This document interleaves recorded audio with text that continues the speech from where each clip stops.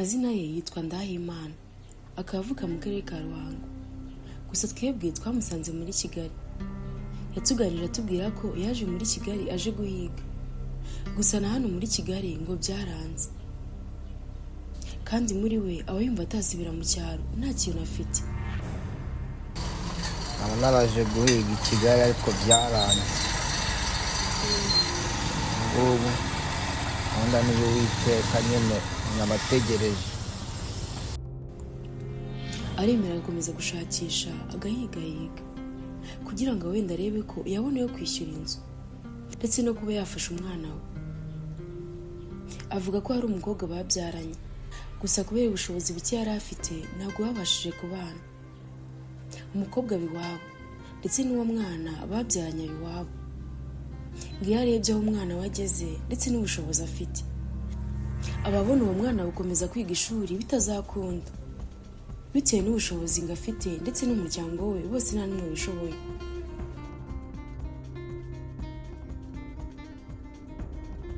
Yewe nitwa Ndahimana Noheli, mvuka mu karere ka Ruhango. Aba mfite umubyeyi umwe. Aba naraje guhiga i Kigali ariko byaranze.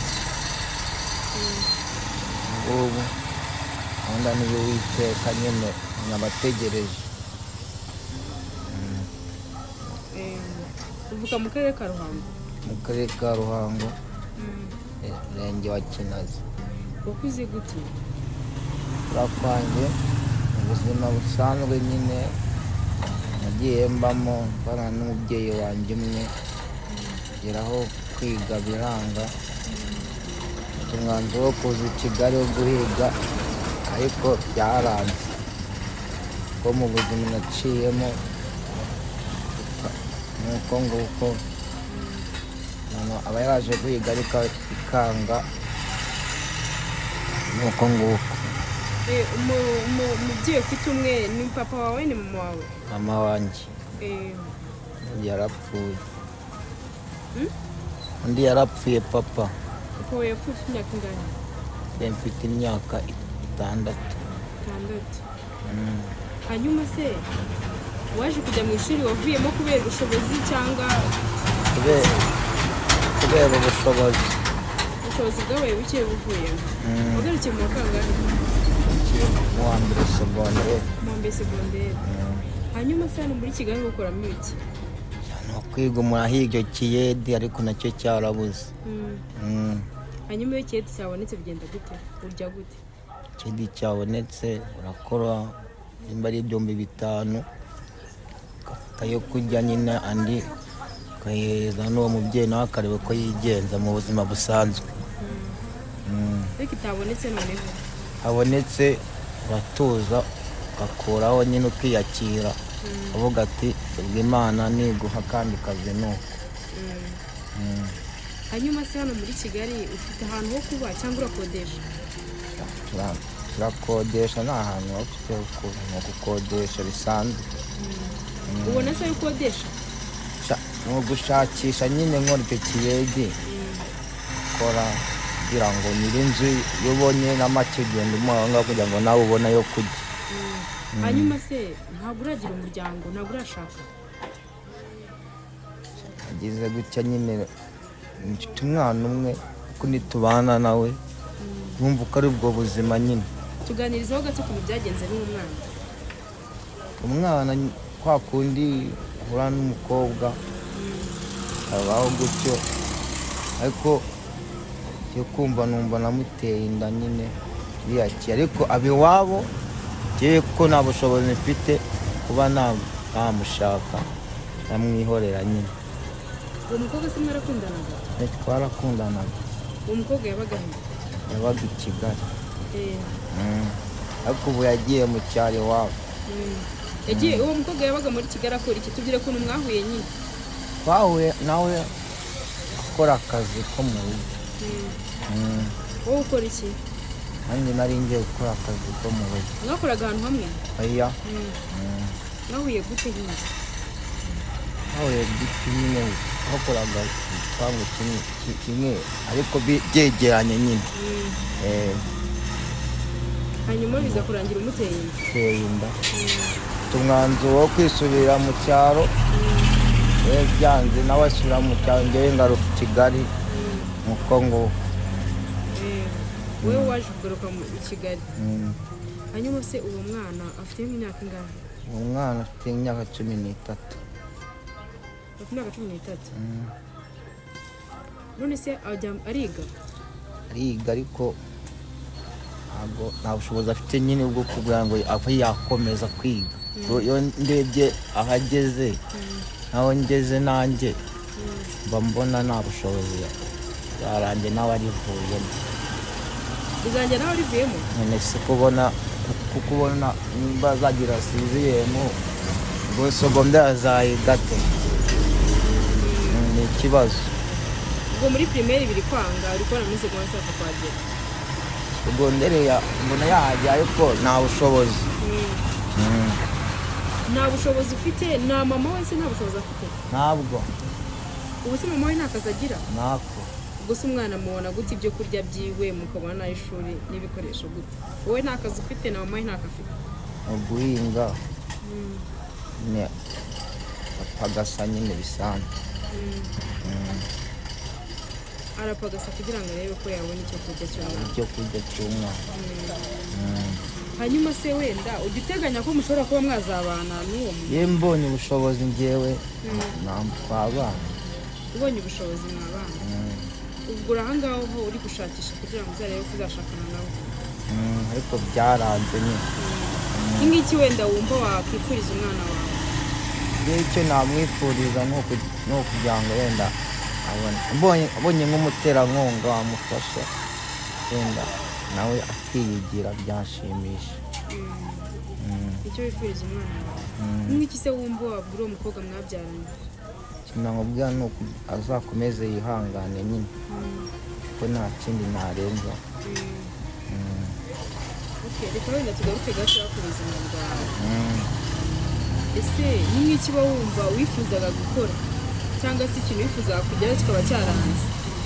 yewe ubundi nifuzaga ko nshobora kwiga nkarangiza ni amadogiteri ko byaranze nyine. wifuzaga kuba dogiteri? hanyuma se nk'ubu ngubu ubonye nk'ubushobozi ni nk'iki wumva wahita ukora bwa mbere? mbonye nk'ubushobozi ubu ngubu bitewe n'imyaka mfite nabanza nkubaka inzu nkabona aho nakira umuryango wanjye. hanyuma ni nk'iki wumva umuntu yagufasha noneho? yewe ikintu numva umuntu yamfasha mbonye nk'umuterankunga nabanza nkubaka inzu kuko niyo umva yabifitiye foromiye. ikindi kintu noneho wumva umuntu yagufasha cyohereje uretse kuba wakubaka inzu, ikindi kintu? iki ni ikintu cyoroheje se ubuzima busanzwe se? yego cyoroheje keretse mbonye nk'uko niyo nabona ukuntu nubaka inzu nijya numva ikintu cyoroheje numva ni icyo ngicyo.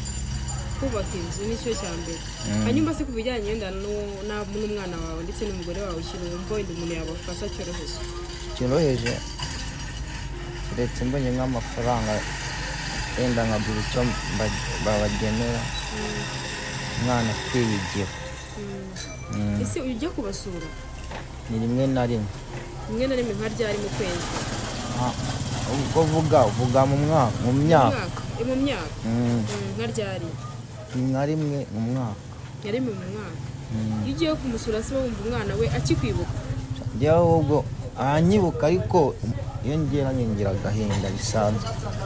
umva igihe uri umuntu ukabona umwana wawe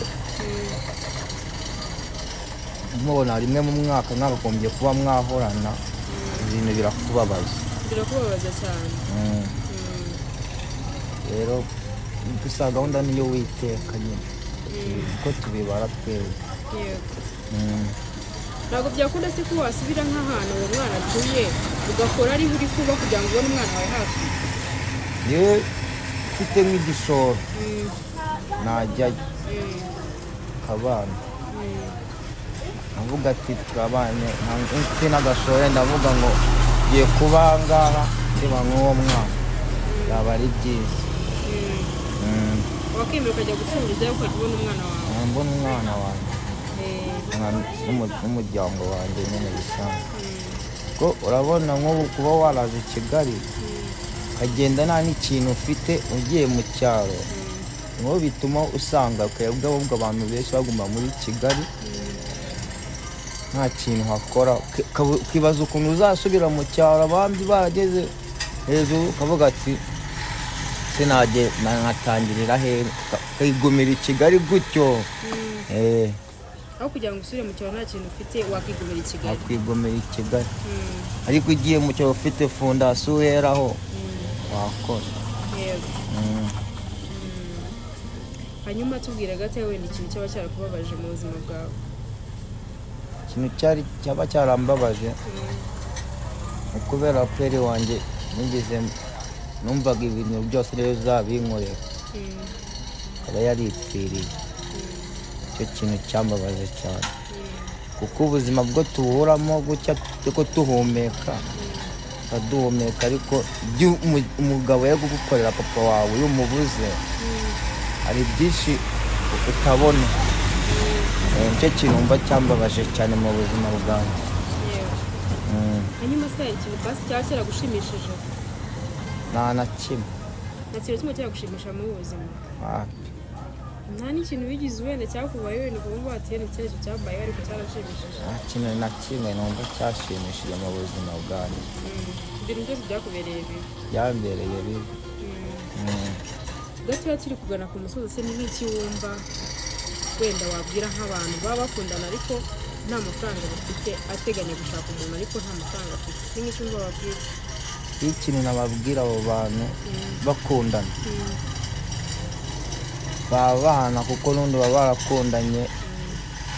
hari indirimbo najyaga numva bari nuza amakoneko ko yaririmbaga ngo nimba umukunze mujyane, namujyane nyine bakomeze nk'ubwo buzima ariko bari kumwe, nta kindi nabifurira njyewe.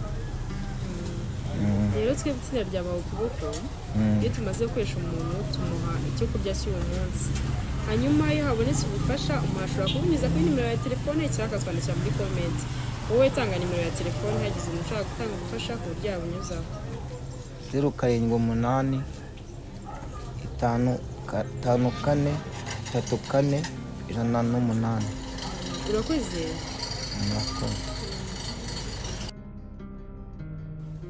nawe ushobora kumufasha mu buryo butandukanye.